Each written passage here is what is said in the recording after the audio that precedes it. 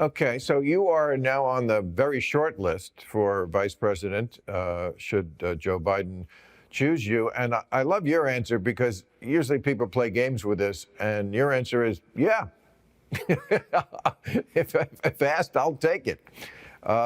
So let me ask you this about Joe Biden. What would be your advice to Black Lives Matter about what they go after him for? Because they were pretty tough on Hillary last time, when she surely would have been the better candidate on issues that are important to them. And Joe's, a lot of people talking about busing in the 70s and the 94 crime bill, which he supported.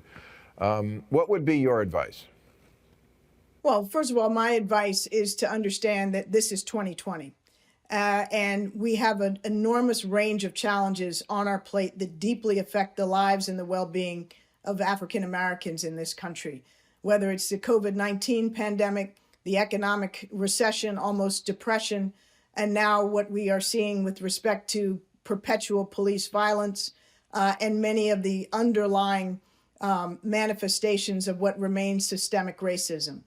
And we have a choice. Either Donald Trump remains in office, who has governed in a blatantly racist and divisive way, with utter disregard for the concerns of many Americans, including African Americans, or we elect Joe Biden, somebody whose heart and soul understand that our country is stronger when we're united, who understands that the African American population is an integral and equal part of this country, and that they have suffered enormously over generations, and that it's time to invest in health, in education, in housing, and in the environment, and so many of the underlying conditions which have exacerbated the systemic racism in this country, and also, obviously, to deal squarely with the challenges that we've seen on our streets with respect to the police and criminal justice system.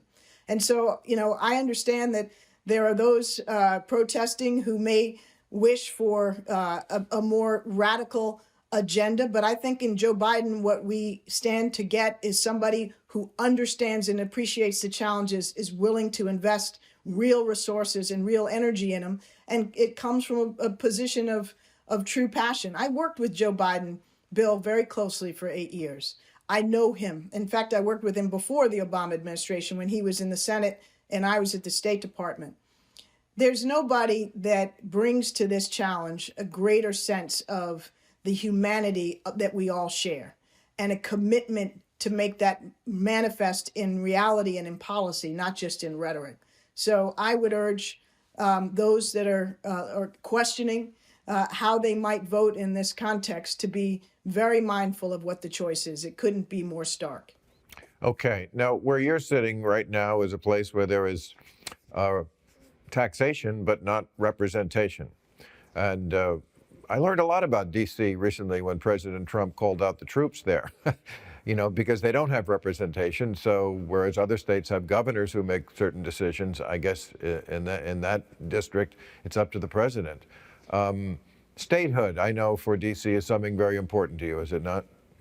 It is. I'm a born and raised Washingtonian, and I've lived all my life, or most of my life, in a place where, like every other one of the more than 700,000 citizens of the District of Columbia, we are, by the way, a population larger than 2 other states, Wyoming and Vermont, and comparable to Alaska and Delaware. We pay more per capita in taxes than any state in the union, and more in federal taxes in the aggregate than 22 other states. And yet we have no voting representation in either the House or the Senate. And that is taxation without representation, but it's worse than that, because we don't have any measure of sovereignty equivalent to a state. Donald Trump can treat us as a playground, as he did when he called out federalized military forces to employ violence against largely peaceful protesters. This has got to change. It's long overdue.